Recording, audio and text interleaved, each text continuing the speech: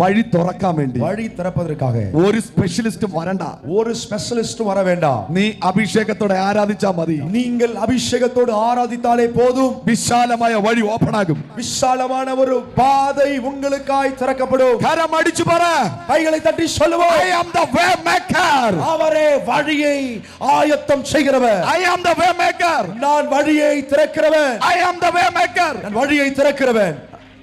தலையில கை வச்சிட்டு போறதே, உங்க தலைமையில கை வச்சு சொல்லுங்க, எந்த வழி, என் வழி ஞானான துறക്കേണ്ടது. நான் தான் திறக்கணும். Use your anointing. உங்க அபிஷேகத்தை பயன்படுத்துங்கள். Use your authority. அதிகாரத்தை பயன்படுத்துங்கள்.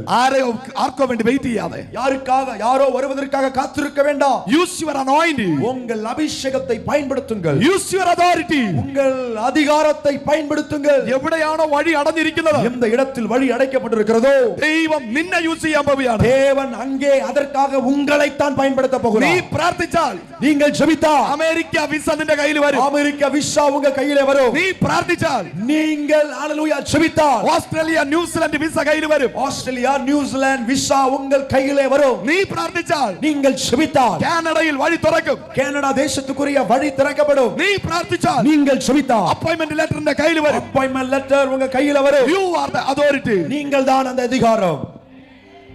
Jesus, Jesus.